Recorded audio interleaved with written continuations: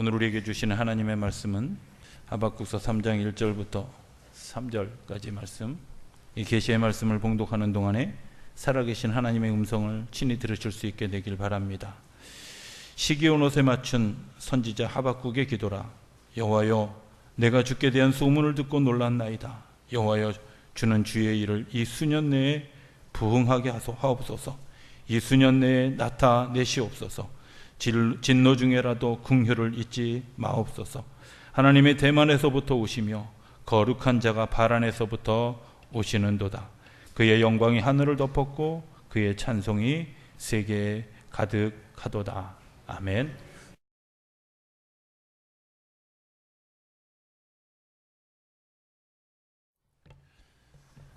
우리 옆에 있는 분들하고 인사하겠습니다. 주의 사랑으로 사랑합니다.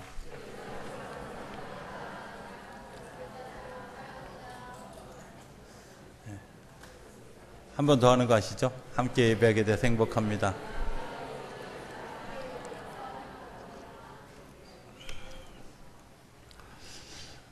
저도 여러분들과 함께 예배하는 것이 행복합니다. 이렇게 부흥 시리즈를 지금 하고 있는데, 시리즈를 하다 보면 늘 그렇습니다. 앞에 뭐 했지? 이제 이런 생각이 들죠, 그죠? 부흥을 얘기하면서 참된 부흥은 하나님을 만나고 하나님의 임재를 경험하는 것이다 하는 이야기를 드렸고, 그래서 예배, 월십의 그 단어 하나하나를 지금 묵상해 가고 있습니다. W, 워십, O, 오픈, R, 레링키시라고 하는 얘기까지 지난주에 드렸고, 이제 오늘 바라기는 플레이어까지 다 하고 싶은데 아무래도 부흥 4번으로 가야 될 것 같은 생각이 듭니다. 제가 질질 끄는 것은 기대를 가지게 하기 위해서 하는 것임을 양해해 주시면 좋겠습니다. 아멘 안 하는데 아무도. 네. 자, 네 번째 뭐죠? 월십의 S, 쉐어하는 겁니다. 돌본다 하는 말이죠. 예배하고 돌봄하고 무슨 관계가 있을까? 관계 있습니다. 마태복음 25장에 보면 이런 이야기가 나옵니다. 임금이 어떤 사람이 들려왔을 때, 내가 줄일 때 먹을 것을 주었고 내가 목마를 때에 내가 너에게 내 물을 주었다. 그러니까 이 사람이 항변합니다. 저는 절대 그런 일이 없습니다. 제가 임금에게 언제 먹을 걸 주고 내가 언제 물을 주었습니까? 이렇게 항변하니까 이 임금이 이렇게 얘기합니다. 내가 가난한 사람들에게, 내 이웃에게, 배고픈 사람에게 먹을 것을 주고 그리고 목마른 사람에게 물을 준 것, 그것이 바로 나에게 한 것이다. 돌봄은 누군가 시켜서 하는 것이 아니라 사실은 예수님의 일이고 또 예수님을 위한 일이고 예수님 자신이기도 하기 때문에 우리가 사실을 돌보는 가운데서 그리스도를 경험하게 됩니다. 저는 이 돌봄에 대한 이해를 교회가 좀 더 깊이 했으면 좋겠다 하는 생각을 합니다. 요즘에 유행처럼 교회가 사회복지를 관여해서 사회복지 하는 일들을 하는데, 저는 그 부분에 대해서 조금 약간 다른 견해를 가집니다. 왜냐하면 사회복지의 정말 주가 무엇일까 하는 것들을 생각하는 계기가 있었기 때문에 그렇습니다. 제가 앞전에 있던 군남교회에서 아이들을 위한 야학을 했습니다. 그 지역에 있는 아이들이 그 읍내하고 거리가 좀 있다 보니까 학원에 다니는 아이들이 그렇게 없고, 뿐만 아니라 주변에 편못을 하나 할머니 할아버지 손에서 자라는 자녀들이 되게 많이 있었습니다. 그래서 그 아이들에게 뭔가 좀 무슨 도움이 될 수 있을까 하는 것들을 생각하다가 제 전임자가 그 군부대하고 이렇게 연관을 지어서 군부대에 뛰어난 그런 이제 가르치는 아이들을 두 사람씩 보내서 이제 수업을 해주는 그런 야학이 있었습니다. 그 야학에 이제 선생님이 바뀌어가면서 아이들이 열심히 배우고 열심히 공부한 것 때문에 굉장히 성과가 있었는데, 몇 해 지나고 난 다음에 적십자사에서 이렇게 연관이 되어져 가지고 한 달에 1년에 뭐 얼마간의 돈을 지원해 주는 그런 일들을 하게 되어졌습니다. 그 얼마간의 돈을 지원하는 일로 인해서 이 일이 더 풍성해질 것이다 라고 생각했는데, 제가 한 달도 채 지나지 않아서 제가 실수했구나 하는 생각을 하게 되어졌습니다. 그 전에 야학은 정말 아이들을 가르치는 순수함이 있었다면, 그 돈이 관계되어진 것 때문에 복잡해지기 시작했고 여러 사람의 생각이 분분해지기 시작하는 것을 보았습니다. 그저 그냥 순수하게 엄마 없는 아이들에게, 또 혹은 편모스라에 자라는 자녀들에게, 할머니 손에서 자라는 자녀들에게 가르치는 대로 좋겠으면 좋겠다 하는 생각을 했으면 좋았을 텐데, 그것이 물질이 들어가고 다른 것이 들어가면서 그 순수함이 퇴색되는 것을 보게 되어졌습니다. 혹시 우리가 하는 그런 그 소위 사회복지라고 하는 그것이 교회가 해야 될 순수한 돌봄이 아니라 다른 그 개념이 끼어 들어가서 그것 때문에 정말 그리스도의 그 사랑함이 그곳에 제대로 전해지지 못했다면 어쩌면 실패한 복지다, 이런 생각을 해보게 됩니다. 선교사님들이 행하는, 그리고 선교사들이 있는 지역에 가서 하는 의료 봉사를 생각해 보면 알 수 있습니다. 단순히 약만 처방해주고 주사만 놓는 것이 아니라 그들의 이야기를 들어주고 그들을 만져주고 관심 가져주는 일들이 우선합니다. 사람들의 이야기를 듣습니다. 그리고 그 사람들의 아픈 상처를 만져줍니다. 그리고 그 사람들을 진단하기 위해서 이것저것을 이제 터치하는 그런 일들이 사실은 사랑함의 시작입니다. 그저 그냥 약만 지어주고 그리고 병든 사람을 치료하는 일에서 그치는 것이 아니라 그들이 가지고 있는 그런 그 갈증에 대해서 반응하는 것, 이게 돌봄이다. 돌봄이라고 하는 것은 우리가 왜 예배 시간에 돌봄을 경험하느냐? 주님께서 주님 앞에 나온 사람들이, 주님께서 만지시는 그 돌봄을 경험한 사람들이 할 수 있는 일이기 때문에 그렇습니다. 교회에 나와서 예배 드리는 자리에 와서 그리스도가 나를 만져주시고 그리스도가 나를 사랑하고 계시다는 사실을 경험하고 깨닫고, 그리고 그 그리스도의 사랑을 내 가슴으로 확 받아들이고 난 다음에 내가 할 수 있는 것이, 내가 이런 경험을 한 것을 보니까 다른 사람에게 이 일을 하는 것이 그를 살리는 일이구나, 그를 깨우치는 일이구나, 그를 극복하게 하는 일이구나 하는 것들을 깨닫게 된다고 하는 겁니다. 예배 중에서 우리가 이웃을 볼 수 있게 되고 이웃의 아픔을 볼 수 있게 되고, 주님께서 내 아픔을 보신 것처럼 나도 내 이웃의 아픔을, 내가 고통 겪고 있는 것을 주님이 보신 것처럼 나도 그 고통을 볼 수 있게 된다고 하는 겁니다. 그리고 사랑함이 나를 세우는 것, 사랑함이 나를 일깨우는 것, 사랑함이 나를 극복하게 하는 힘이라고 하는 사실을 깨닫는 시간, 예배하는 시간입니다.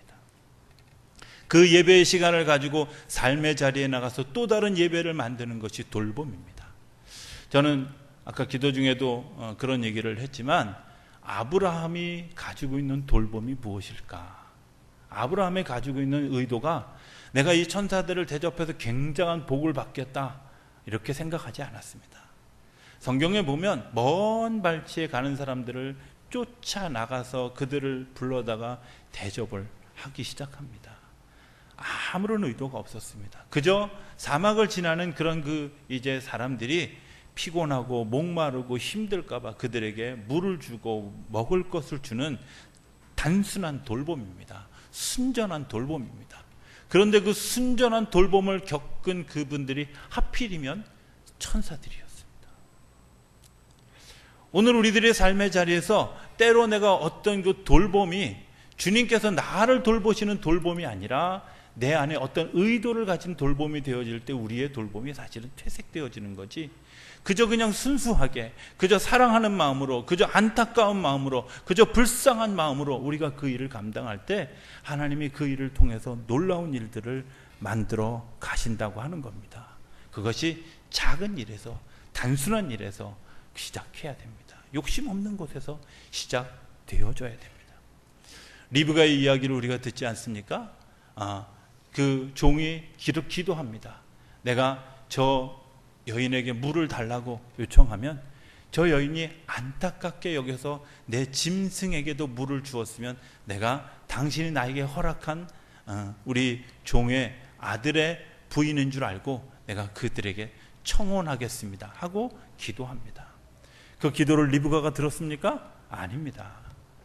그런 기도 전혀 듣지 않고 리브가는 그냥 있는 그대로를 보았습니다. 이 사람이 목마른 거 보니까 이 사람을 사막으로 태우고 왔던 짐승도 목마르겠구나. 그것이 그의 마음입니다. 그의 마음대로 이제 그를 대접하고 그리고 짐승에게 물을 먹인 사건 때문에 이삭과 결혼하는 복을 누리게 되어졌습니다. 오늘 우리가 순수한 돌봄을 경험하는 자리 어디냐? 예배하는 자리입니다. 하나님이 나를 순수하게 만나주셨고 나를 돌봐주셨고 나를 이끌어주셨기 때문에 이제 내 마음속에 순수함으로 다가갈 수 있도록 내 마음을 움직여주는 자리, 예배하는 자리입니다. 예배는 그래서 중요합니다. 우리가 돌봄을 이야기하면서 대가를 이야기하는 사람들이 있습니다. 내가 뭔가 섬기면서 뭔가 어떤 그런 다른 이익을 추구하는 사람들이 있습니다. 아닙니다.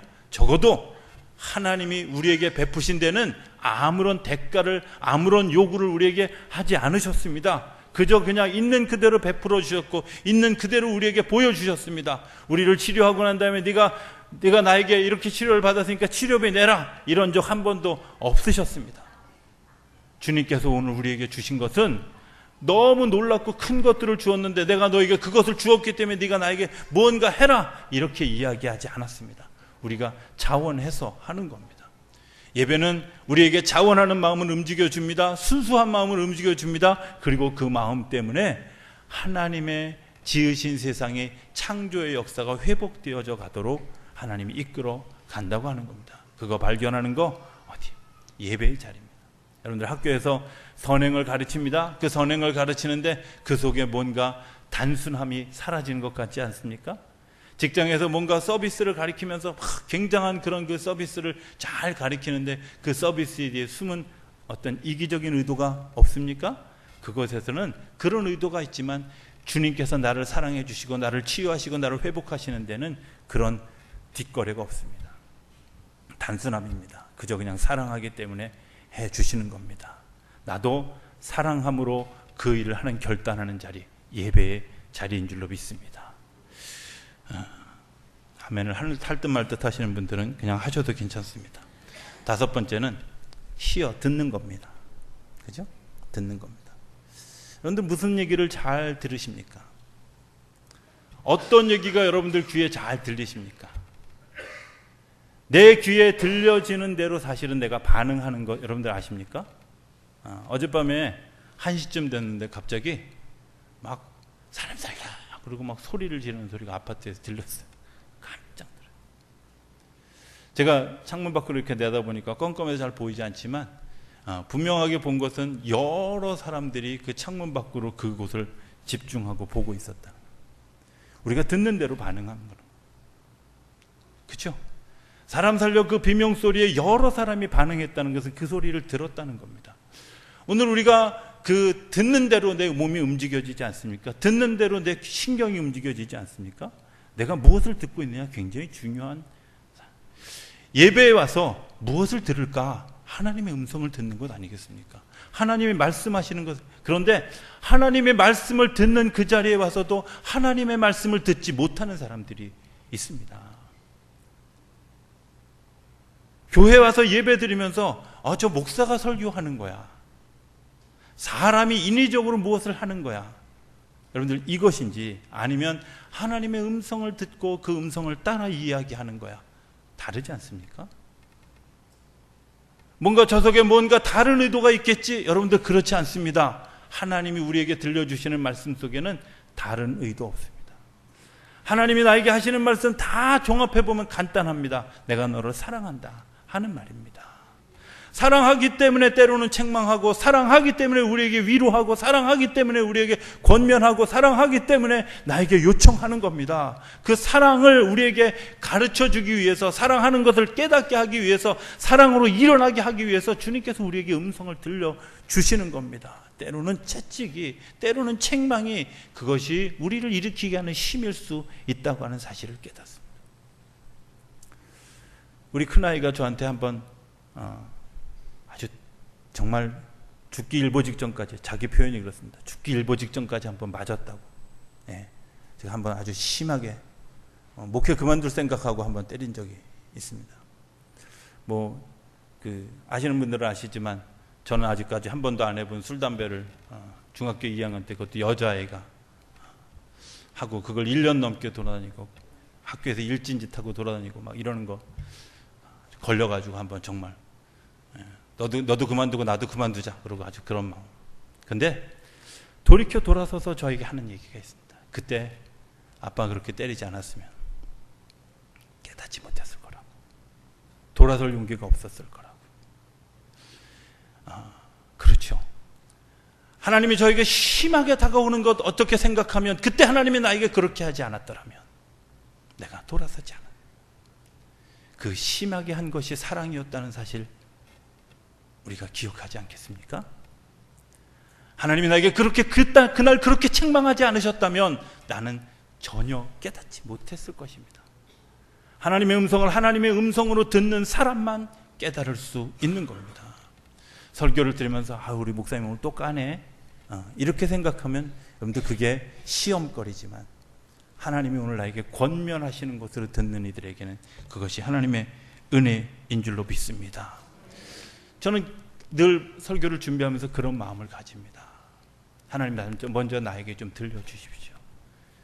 내가 혹시 혹여라도 잘못 판단하고 잘못 생각하는 것이 있다면 하나님 깨닫게 해주십시오. 여기서부터 시작합니다.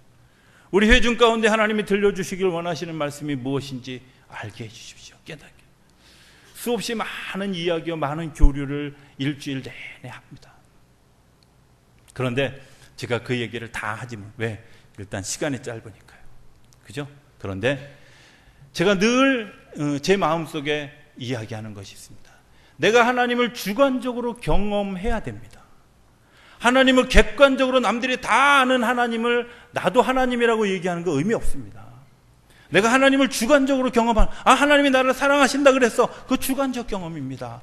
하나님이 나를 용서하신다 그랬어. 그거 주관적 경험입니다. 나밖에 모르는 경험입니다. 그런데 목사는 그 주관적 경험을 객관화해서 교인들이 주관적으로 경험할 수 있도록 도와줘야 되는 역할을 해야 된다고 하는 거예요.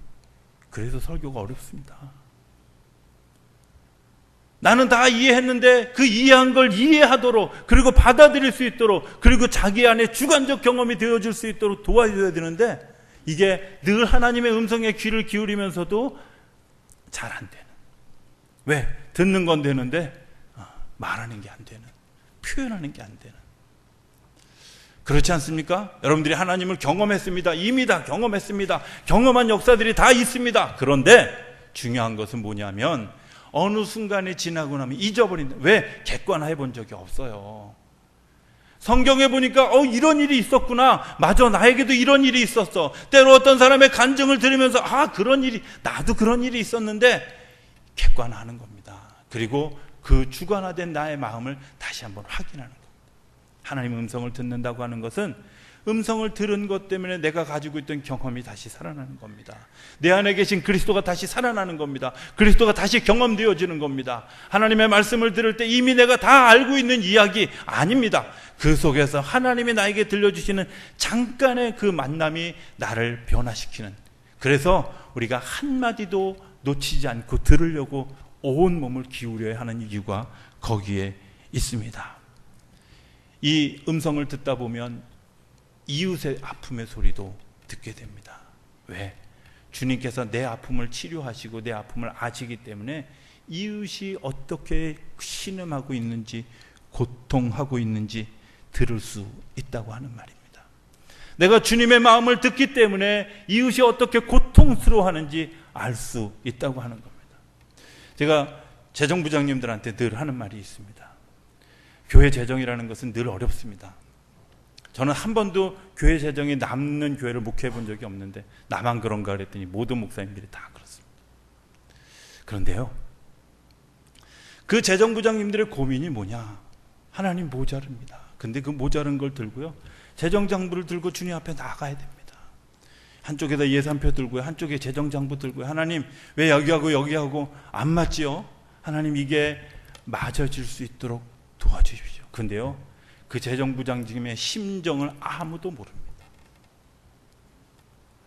자기는 뻔히 보듯이 보입니다. 이게 뭐 앞일이 불투명합니다. 그런데 앞으로 가야 됩니다. 그게 고민입니다. 여러분들, 그게 기도의 제목이어야 됩니다. 오늘 우리가 삶을 살면서 내일이 걱정스럽습니다. 내일이 희박합니다. 내 마음에 정말 그 와닿지 않는 그런 일들이 우리 안에 일어나고 있습니다. 그런데 어떻게 해야 돼요? 그것 때문에 내가 무릎을 꿇어, 그리고 그 아픔을 내가 보았기 때문에 내가 기도하고, 기도한 것 때문에 하나님이 그것들을 채우시는 역사를 보게 된다고 하는 겁니다. 이웃의 아픔을 본다고 하는 것, 그거 주님께서 우리에게 들려주신 이야기. 사태의 심각성을 우리에게 보게 하는 것, 주님께서 내게 들려주신 이야기입니다. 더 잘 들으려면 어떻게 해야 될까? 저는 질문해야 된다고 생각합니다. 하박국서의 그 핵심이 뭐냐? 질문입니다. 하박국 선지자가 하나님을 향해서 기도합니다. 하나님이 진짜 계십니까? 하나님이 계시다면 어떻게 이런 일이 일어날 수 있습니까?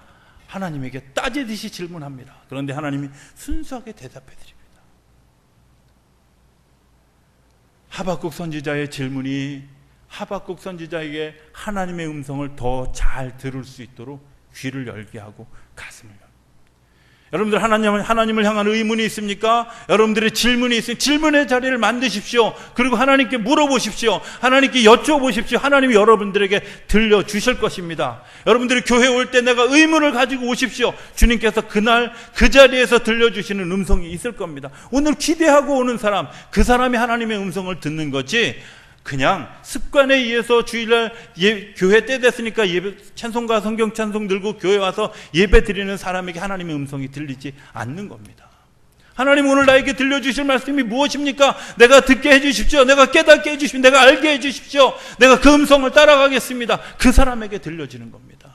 하나님 왜 나를 사랑하지 않으십니까? 질문하는 사람에게 사랑함이 다가오는 겁니다. 하나님, 나는 왜 이렇게 사람을 미워하게 됩니까? 그 사람에게 하나님의 사랑이 임하는 겁니다. 내가 가지고 있는 고민, 내가 가지고 있는 갈등, 내가 가지고 있는 그런 그 의문을 가지고 주님 앞에 나아오는 사람, 하나님의 음성을 듣게 된다고 하는 겁니다. 기도해야 됩니다. 기도하는 사람이 응답을 경험합니다. 기도하지 않은 사람은 뭐라고 얘기하냐면 우연이 되어졌다고 이야기합니다. 그러나 기도한 사람은 내가 기도했기 때문에 응답 받은 줄 압니다. 하나님 왜 꼭 기도해야 주시느냐? 내가 응답 받은 것을 알게 하기 위해서 기도해야 주신다는 겁니다. 우리는 많은 응답을 경험하면서 잘 모릅니다. 이유가 뭔지 아십니까? 기억하지 못하기 때문에. 기도한 걸 쓰십시오. 그리고 응답 받은 거 다 지워보십시오. 노트에는 아무런 기도 제목도 남지 않는다는 것을 발견하게 됩니다. 내가 하나님께 구할 때 하나님이 나에게 주신 것을 깨닫는다고. 근데요, 하나님의 음성을 잡듣지 못하도록 사단이 방해를 합니다. 그죠? 예배에 오면 질문하고 기도하고 원하고 내가 뭔가 갈망해서 오지 않도록 우리의 마음을 산만하게 하는 것, 사실은 사단의 장난입니다. 매너리즘에 빠져서 신앙생활을 오래 하면 좀 뭔가 이렇게 좀 근육이 생겨서 힘이 생겨야 되는데 맨날 굳은 살만 박여가지고 아무것도 들어가지 않는 상태가 되어지는 건 사단의 장난인 줄 여러분들 아셔야 돼요. 예배 시간에 조는 분들 없네 오늘은. 사단의 장난입니다. 듣지 못하게 하는. 말씀을 듣지 못하기 때문에 내 말만 살아있습니다. 말씀을 듣지 못하기 때문에 내가 하고 싶은 말만 하는 겁니다. 하나님의 음성이 우리 안에 든든한 기둥으로 세워지지 않기 때문에 내가 기둥을 세우려고 하고 내가 무언가 세우려고 하다 보니까 자꾸 사상두각을 짓는 겁니다. 하나님의 말씀이 기초 위에 분명하면 그것 때문에 흔들리지 않습니다. 하나님의 말씀이 내 안에 들려지면 그것 때문에 내가 무너지지 않습니다. 그런데도 불구하고 자꾸 자기의 이야기를, 제가 그걸 지가복음이라고 얘기해요. 내가 복음, 지가복음 이렇게 얘기하는데 지가복음을 세우면 곤란합니다. 하나님이 말씀하시는 것을 듣지 못하고 졸고 앉았기 때문에 내가 복음이 생기는 겁니다. 하나님이 우리에게 말씀해 주시는 것을 들을 수 있는 귀, 그것을 사단이 방해하지 못하도록 제발 토요일 날 저녁은 드라마 일찍 그만 보시고 9시부터 주무십시오. 그래도 교회 와서 주무신 분이 있어. 그래서 그 많은 교회들이 주일날 새벽 기도를 안 한다고 그래요. 근데 제가 꼭 하는 이유는 주일날이 시작인데 새벽 기도를 안 하는 건 좀 곤란하다 이런 생각. 어쨌든 자, 성령님이 우리의 삶을 인도해 가시는 겁니다. 그죠? 그 성령님의 음성에 귀를 기울이는 사람, 하나님이 우리에게 채워주시는 또 다른 은혜가 있습니다. 6번째 단어, I, 워십의 I, 인카네이션, 인카네이트라고 얘기합니다. 인카네이트가 뭐냐? 하나님이 이 땅에 내려오시는 사랑함입니다. 이 땅에 내려오시는 사랑합니다. 여러분들 그거 아십니까? 제가 오늘 아동부 설교를 아주 오랜만에 했습니다. 아동부 설교를 준비하면서 이런 마음이 들었습니다. 오늘 아동부 설교 제목이, 설교 내용이 뭐였냐면 백설공주를 살리는 왕자님 얘기였습니다. 궁금하시죠? 궁금하면 500원 내고 나중에 드려요. 근데요, 그 하이라이트는 뭐냐면 죽은 백설공주의 입에 입맞춤한 것 때문에 백설공주가 살아납니다. 근데 백설공주가 왕자 있는 데로 갔습니까? 아니면 왕자님이 숲속으로 왔습니까? 그건 안 봐도 뻔하죠. 그 죽은 사람이 어떻게 가? 그죠? 숲속에 있어. 그런데 제가 설교를 준비하면서 또 하나 깊이 깨달은 것이 있습니다. 그게 뭐냐? 죽은 사람의 입에 입을 맞추는 일이 가능하냐? 하는 겁니다. 대체적으로 임종한 사람을 하면 대부분 거리를 두고 이만큼 떨어서는데 어떤 사람만 그 시신을 부여잡고 우느냐면 사랑하는 사람만 부여잡고 울어요. 그죠? 저는 영화실에서 일해봐서 하는데요, 무서워요. 징그러워요. 싫어요. 근데요, 그 시신에 입 맞출 수 있을까? 주님이 우리를 사랑하시는데 사랑하시기 때문에 인카네이트 한 겁니다. 이 땅에 내려오신 겁니다. 네가 왕국으로 와라 부른 것이 아니라 내가 죽어있는 숲속에 오셨다는 겁니다. 내가 죽어있는 그 자리에 오셨다는 겁니다. 그리고 오신 것뿐만 아니라 내가 냄새나고 추하고 더럽고 그리고 정말 무서워하는 그런 시신의 상태에 있는데도 불구하고 우리 입에 입 맞추셔 주셔서 우리를 살리신다는 겁니다. 사랑받을 자격 얘기하는 거 아닙니다. 주님께서 사랑받을 자격 없는 죽어있는 사람, 그리고 무서운 사람, 두려운 사람, 정말 지저분한 사람, 그 사람의 입에, 그 혐오스러운 입에 입을 맞추면서 우리를 일으키는 겁니다. 인카네이트입니다. 저는 성찬을 경험할 때마다 늘 느끼는 것이 있습니다. 정말 내 몸을 떼어서 줄 수 있을까? 내 피를 뽑아서 줄 수 있을까? 그런데 그렇지 못한 내 모습을 발견합니다. 이야기 하나만 하고 우리 성찬의 의식을 나누기를 원합니다. 광립교에서 오래 부목사를 했던 친구가 우리 광명시에서 목회하는 동기 목사님이 있습니다. 지난 화요일날 그 신도교회 목사님하고 이렇게 셋이서 같이 만나서 여러 이야기를 나누는데 그런 이야기. 그 광립교회 김선도 목사님이 이렇게 당신이 무언가를 이렇게 좀 도울 수 있는 그런 그 재정적인 여유가 있을 때 요청하고 오는 사람들의 이야기를 듣는답니다. 듣는데 뭐 구구절절히 우리 교회가 이렇게 어렵습니다 하는 얘기는 잘 반응하지 않으십니다. 한 번은 어느 목사님이 정말 교회를 이렇게 짓다가 한 3억 5천 정도가 모자라가지고 막 그 광립교회를 찾아와서 김 목사님 만났다. 만났는데 제가 한 2시간에 걸쳐서 장황하게 설명을 했는데 그 부목사님 부목사님이 옆에서 표정을 보니까 전혀 반응이 없으시더래요. 아, 끝났구나. 그리고 기도하고 일어서려고 하는데 갑자기 그 목사님이 일어나다 이렇게 비틀하니까 왜 그러느냐고 이렇게 물었대요.